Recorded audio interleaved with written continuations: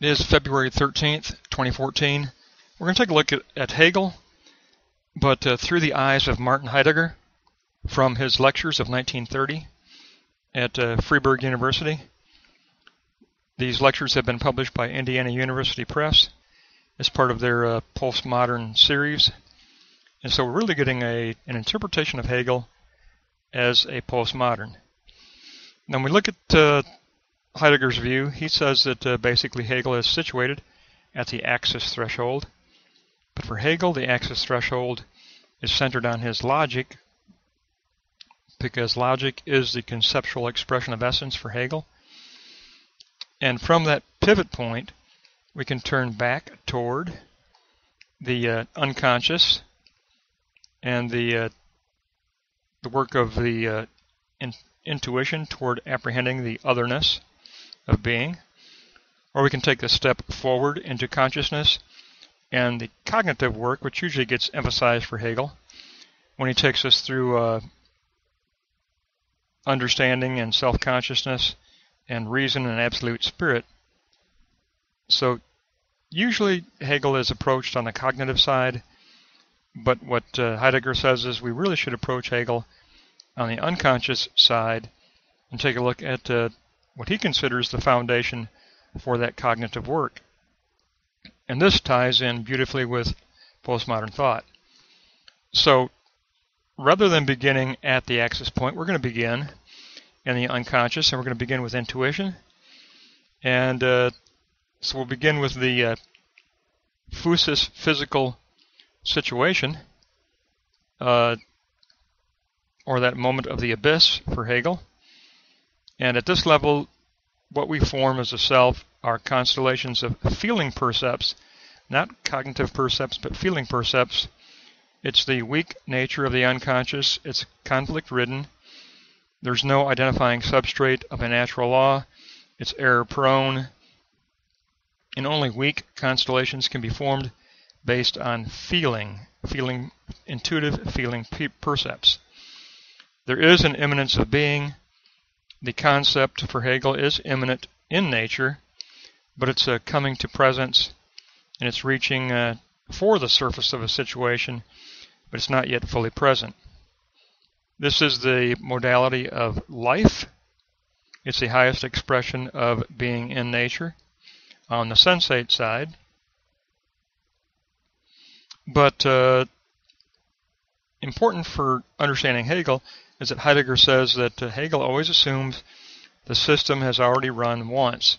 So the individual that we're considering here in the unconscious is an individual who has passed through the system once and already has at least experienced the cognitive work at least at one time.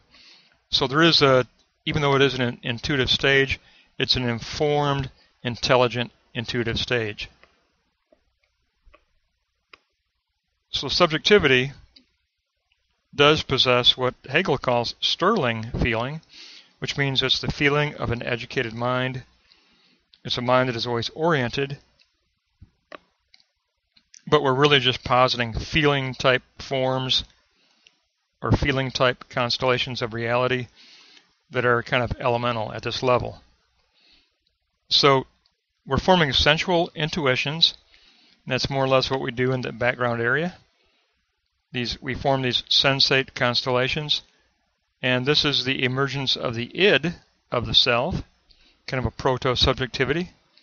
Sensate data forms preliminary constellations. There's a proto-model of subjectivity that emerges along with it, based on feeling percepts. But important for us to remember is that because the system has run once, the concept of counterblow, where the conceptual truth is unable to be fully apprehended. It can't fully comprehend the otherness of being. And so there's always a counterblow or a blowback in Hegel's philosophy, and that takes us back to the intuitive, unconscious side to become reacquainted with that otherness in its purity, because conceptual language is always inadequate to fully grasp the otherness of being. So this fringe blowback, this fringe lingering form is still present, even at the intuitive stage. It's that lingering fringe that Husserl talked about. But so the true determination of the objects at this level is intrinsic to the object. It is immanently present.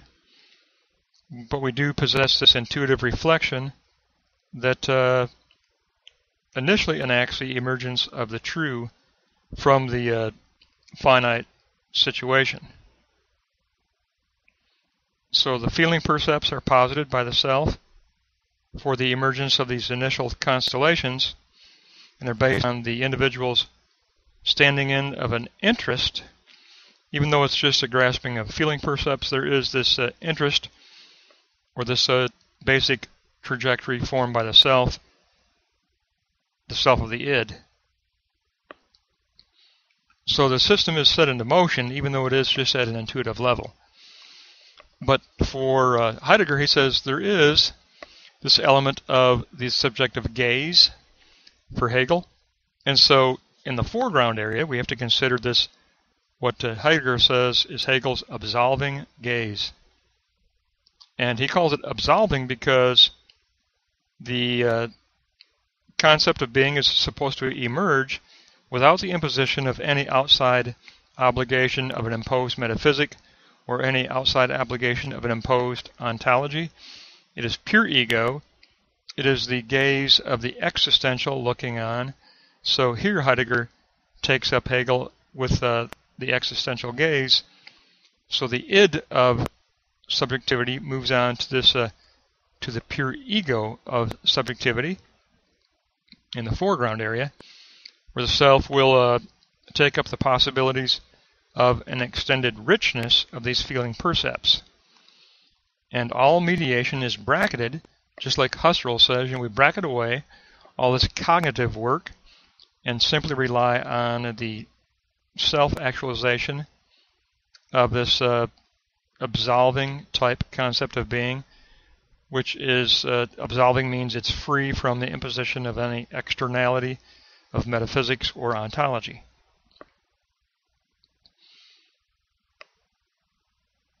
So the soul of the corporal soul, or the sensate soul, is initiated here. And we have this, the I, as the I of a body state that begins to emerge as we take up this existential gaze, which elevates the feeling percepts to a slightly more significant level through our existential interest, our existential standing in.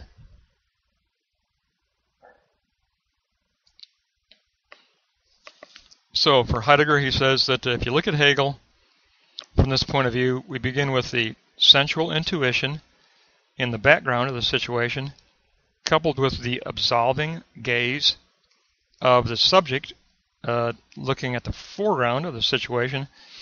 And if you add those together, sensual intuition plus absolving gaze equals an initial perception of unity, or an initial representation of unity on the unconscious level, which Martin Heidegger says is Hegel's dialogesthai, the dialogesthai, unity, and that is what we've discussed in the past as the phonological voice of the logos of being that is a metaphorical type speaking, or a metaphorical type presentation of itself to the self. And so this phonological voice is a dialogesthai, and it involves a recollection of the sensual intuitions, the imagination of synthesizing these intuitions into a first unity, a kind of a coming. Here we're kind of applying a little bit of an initial imaginative structure to these sensual intuitions that we've kind of picked up. So we pick up the sensual intuitions, we kind of analyze them through our existential, absolving gaze, and then through that process we can develop kind of a imaginative and recollective unity. We apply kind of a syntax structure to it, and that becomes a first thought picture. our first thought picture, and it has an ideal character to it. It has an existential focus to it. It's based on that equation of sensual intuition plus absolving gaze equals dialegesthai unity. So it's sensual intuition plus absolving gaze equals dialegesthai unity. That's the formula, according to Heidegger, for Hegel's unconscious self. Sensual intuition plus absolving existential gaze equals a thought picture as a dialegesthai unity. And dialegesthai is, the root word there is logos, so it's a logos type dialogue, or a phonological speaking of the event through the situation, the phonological voice of being that wants to emerge in the event. We form that as kind of a first thought picture unity, and that is Heidegger's version of Hegel at the unconscious level before we take that next step to the existential axis point or pivot point, which pivots into the cognitive work. Tons and tons of literature has been written about Hegel's cognitive side, and that's been the part that postmoderns have criticized, is that there's been too much of an emphasis on the external ontology of Hegel and not enough on the subjective unconscious contribution of his system. And so Heidegger in 1930 corrected it and said there is an unconscious formula for Hegel, and it is sensual intuition plus absolving existential gaze in order to form a phonological unity, which is called a dialegesthai, the Greek dialegesthai unity, which is a phonological emergence of event out of the secular situation. So Heidegger says it's already present in the phenomenology. It's just been ignored. Everybody concentrates on Hegel's 3 moments of perception, understanding, self-consciousness, and then absolute spirit as reason. There's all kinds of literature on the cognitive ontology of Hegel, and Heidegger in 1930 said, let's correct that, and let's talk about the unconscious substrate of that system. And so Heidegger now says, now we can go to the axis point, and now we can take a look at what the axis involves.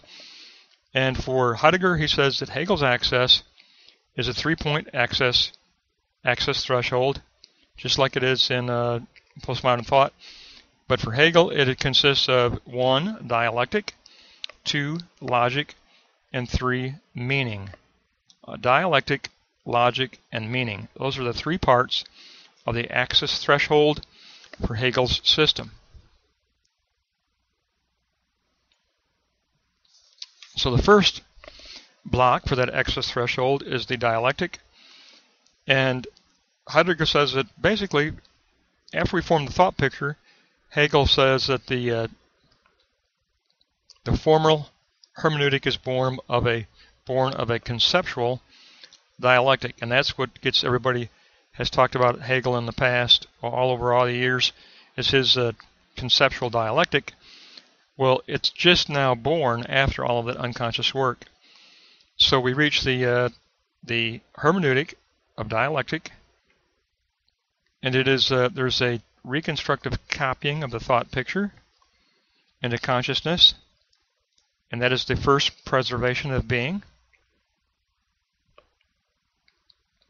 And the interpretive work of the self and the unconscious is sublated so that the thought picture can stand on its own, but it is copied into the cognitive side of consciousness, so we can begin the cognitive work.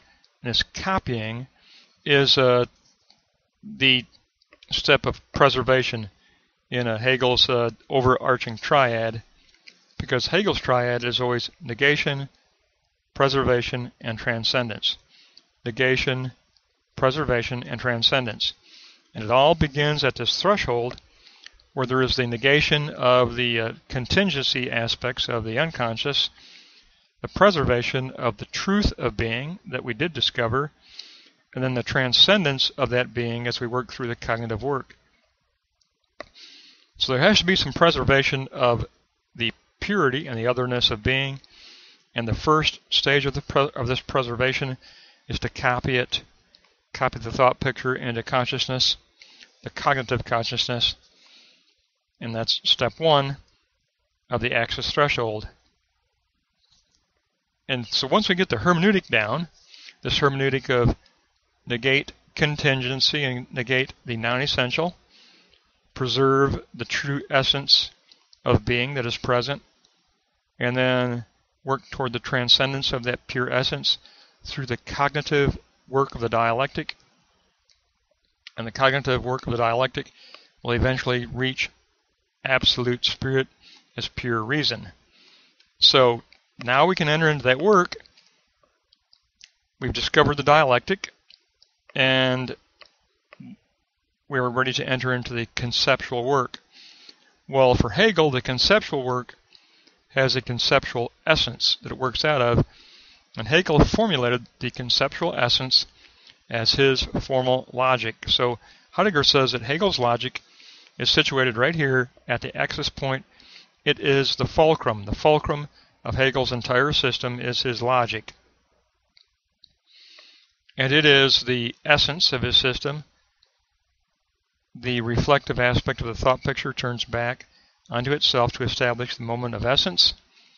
True subjectivity of the I is established as a second copying of the thought picture as an elevated model of significance.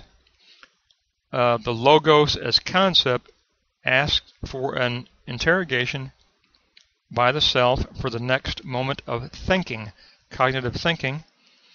The work of ontology begins, and for Hegel that means that theology is taken as the highest possibility of ontology. Hegel always considered theology as the highest ontology. For him especially, it was Christian theology. And then the logic itself is his conceptual system of expressing essence. So the very first stage of this cognitive work is what Hegel called thinking. And thinking is going to address the doxic meaning, or the sign meaning, that was hidden in the thought picture, in the feeling percepts of the thought picture. We can now elevate those to signification and grasp their deeper meaning, and then we can begin to emerge into this work of signs and concepts and constructing the ontology, the ontological model, or the theological model for Hegel. So now we move on to an object that is a middle term object. It's going to be the object that evolves out of this hermeneutic of dialectic for Hegel, of the old thesis, antithesis, synthesis. That's what gets talked about for years and years and years. Well, now it's finally born, and we're going to look for an object as the middle term, and it's going to be a middle term object of signification, of concept. And for Heidegger, he says it evolves as, first of all, we allow the significant feeling percepts to be involved in a play of forces, which is kind of an analogous comparison of content in order for the deeper meaning to emerge. And so through the play of forces, we will actually find the essence of these percepts to begin to evolve, and we can actually acquire the deeper significance out of that emerging play. And so we'll develop sign-like replacement, kind of like what Husserl called the protodoxa. We'll end up with, through this play of forces, Heidegger says that Hegel says we will elevate our thought picture to a thought picture that contains protodoxa signs. They're not fully signs yet, but the play of forces, the play between these separate entities, will begin to show their deeper meaning and their deeper signification. And that will lead us to the next stage, from meaning to understanding, or from thinking to understanding. When we reach understanding, we're actually going to reach the level of acquiring the logos, trajectory of spirit in a situation, and we will reach the level of understanding the true sign type signification of these elements that make up our thought picture. So thought picture is going to emerge to sign model. We're going to reach sign model. So subjective stance changes, and instead of a stance of taking of percepts, we have a stance of the intending of logos. There's an internal positing. We assert that the properties are not oppositions, but they're differentiations of a deeper essence. So the idea of an absolute universality is initiated. We get involved in constructing an ontotheology and searching for that ontological character of the logos and working on developing a sign model. And so it's basically a change in the subjective stance from acquiring percepts to actually working out the trajectory of the deeper signification of logos, of the trajectory of spirit. And so for Heidegger, he says that Hegel will logically evolve to the stage of forming ontological judgments concerning the signification of these elements. And so that's the level of self-consciousness. So when we reach the level of self-consciousness, signs are actually given conceptual names, and the relation between these signs begins to become constructed into a system that includes subsystems, and he calls this the modality of judgment.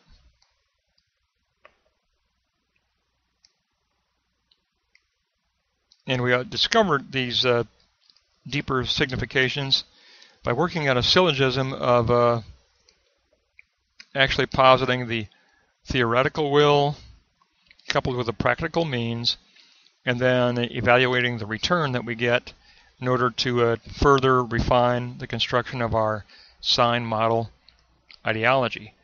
So the sign model is never a finalized sign model. It's a sign model that's always in process. It's a sign model that always gains further refinement the more that we posit it. We have a theoretical ideal model, but it has to be implemented through obviously through the practical means, and that practical means always limits it a little bit in some way. We get a return, we re-internalize that return, and we continue to revise our model, and that's going to lead us, according to Heidegger, it's going to lead us to fall back into that unconscious side that gets ignored in Hegel, but it's going to force us to fall back and to reevaluate that otherness of intuition and absolving gaze and dialogesthai unity, and then we can go back in and form a new ideation, a new ideal theoretical will, implement a new practical will, and it's a continual cycle. But rather than just cycling back through the cognitive side, like a lot of Hegel's work has been evaluated in the past, in 1930, Heidegger said, no, the system is larger, and the loop goes all the way back to the unconscious, and every time we get a return out of the positing of the self-consciousness, the return falls all the way back to the sensuous intuition and the absolving existential gaze and the reformation of a thought picture in the dialogesthai unity. And then we can work back up through logic, meaning, logos, and judgment, and a whole new process of positing a theoretical model. So it was a very, very radical reevaluation of Hegel in 1930, and what it ended up doing was 30 years later, in the 1960s, it got taken up by the French, who implemented it into a new postmodern philosophy and new postmodern theology. So Heidegger took up Hegel 100 years after his death, from 1830 to 1930, and through his lecture series, 100 years later after Hegel's death, we actually got an excellent rendition of Hegel that emphasized the unconscious side, and then 30 years after that, it was taken up by postmodern thought. So you can see that this Hegel's thought had to evolve over quite a few years in order for it to reach a postmodern position, and it really is just now getting popularized in the United States. So you can just see that the amount of time that had to evolve for this to occur, because it took quite a while for